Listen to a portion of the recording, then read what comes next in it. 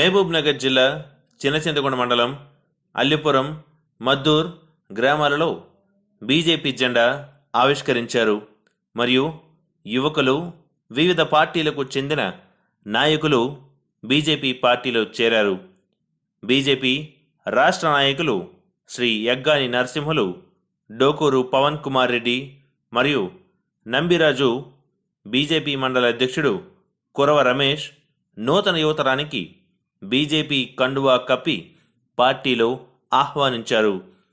BJP రాష్ట్ర నాయకులు యగ్గాని నరసింహులు మాట్లాడుతూ, భారత ప్రధాని నరేంద్ర మోడీ గారు రైతుల మేలు కోసం నూతన వ్యవసాయ చట్టాలు తీసుకురావడం జరిగిందని, దేశంలో ఎన్నో చారిత్రాత్మక నిర్ణయాలు తీసుకోవడం జరిగిందన్నారు.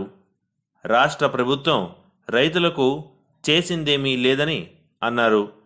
దళితులకు 3 ఎకరాల భూమిని ఇస్తానన్నటువంటి ముఖ్యమంత్రి కేసీఆర్ నేటి వరకు గజం స్థలం కూడా ఇచ్చిన దాఖలాలు లేవని యగ్గాని నరసింహులు అన్నారు. రైతులు మేలు కోరి నరేంద్ర మోడీ గారు మంచి చేస్తే టీఆర్ఎస్ ప్రభుత్వం దుష్ప్రచారం చేయడం ఎంతవరకు సమంజసమని, ఇచ్చిన హామీలను అమలు చేయడంలో ఈ ముఖ్యమంత్రి విఫలమయ్యారని అన్నారు. డోకూరు పవన్ కుమార్ రెడ్డి మాట్లాడుతూ, దళారుల పాలు కాకుండా రైతు స్వయంగా పండించిన పంటను అమ్ముకునే చట్టం తేవడంతో రైతులకు ఎంతో మేలు చేకూరుతుందని అన్నారు. కేసీఆర్ ఫామ్ హౌస్ పాలనకు చరమగీతం పాడాలని అన్నారు.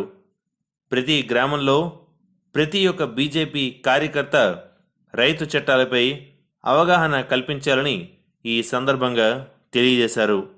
ఎందుకంటే అక్కడ వరి కానీ గోధుమలు కానీ చాలా పెద్ద ఎత్తున పండుతాయి.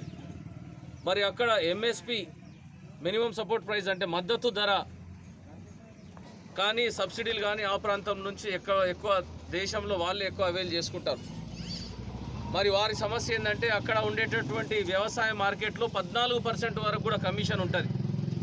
మన ప్రాంతంలో అటువంటి పరిస్థితి లేదు. మరి అక్కడ ఉండేటటువంటి దళారులు ఏదైతున్నారో దీన్ని, ఈ వ్యవసాయ చట్టాన్ని విరోధిస్తున్నారు. దాంతోపాటు కొన్ని ప్రతిపక్ష పార్టీలు విరోధిస్తున్నాయి. ఈరోజు ఆ చట్టంలో మనం రెండే గుర్తు చేసుకోవాలి. ఒకటి ఏంటంటే రైతు పండించినటువంటి పంట ఎక్కడైనా అమ్ముకోవచ్చు.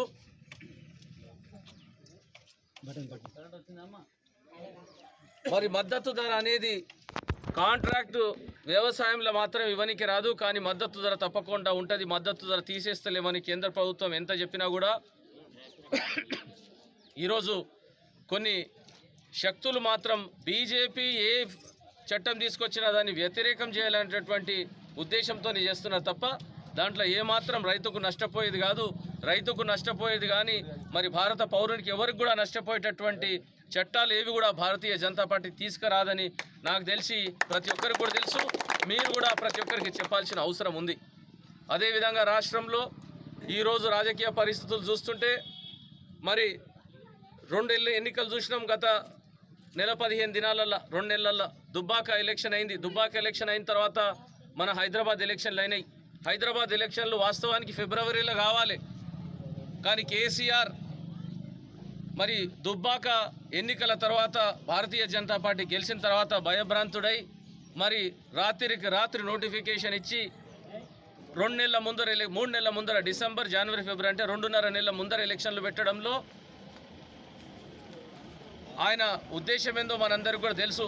మరి ఈరోజు భారతీయ జనతా పార్టీకి ప్రజలు కూడా ఏ విధంగా ప్రతిస్పందించి పెద్ద ఎత్తున దాన్ని గెలిపించారో మనందరం కూడా చూసినాం.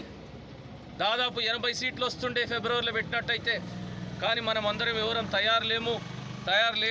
తయారుగా అయ్యే లోపల మరి తొందర ఎన్నికలు పెట్టాలని కుట్రపూరితంగా ఈరోజు కేసీఆర్ ఎన్నికలు పెట్టినా కూడా మరి యావత్ హైదరాబాద్లో మనకు వాళ్ళు 4 సీట్లు ఎక్కువ గెలిచినా కూడా మనకు వాళ్లకు తేడా 8,000 ఓట్లే. మేమందరం కూడా ఇక్కడ చాలామంది వచ్చి హైదరాబాద్లో పనిచేసిండ్రు. లాస్ట్ గంటన్నరల వాళ్ళు మీరు చూడవచ్చు. ఈరోజు ఎలక్షన్ ఆఫీసర్లుగా ప్రతిసారి మన టీచర్లు కానీ ఇతర ఆఫీసర్లు వస్తారు. వాళ్ళు ఎవరిని పెట్టకుండా వాళ్ళ సొంత మనుషులను, అంటే ఆయన ఇంటి వ్యవహారం లాగా చేసి సొంత మనుషులను పోలింగ్ ఏజెంట్లకు పెట్టుకొని పెద్ద ఎత్తున దొంగ ఓట్లు వేసుకొని అన్ని ఓట్లు వచ్చినాయి. మరి నైతికంగా అయితే వాళ్ళు ఓడిపోయినటువంటి పరిస్థితి. ఇవన్నీ కూడా ఎందుకు చెప్తున్నంటే రాష్ట్రంలో యావత్ తెలంగాణ రాష్ట్రంలో ప్రజలందరూ కూడా ఈ కేసీఆర్ ప్రభుత్వం టీఆర్ఎస్ ప్రభుత్వం మీద కేసీఆర్ పాలన మీద విసిగి వేసారిపోయినరు. కేవలం సమయం చూస్తున్నారు.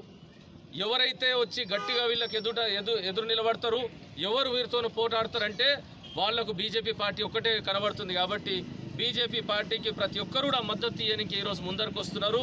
ఆ పరిణామంలోనే అలీపూర్ గ్రామంలో మీరు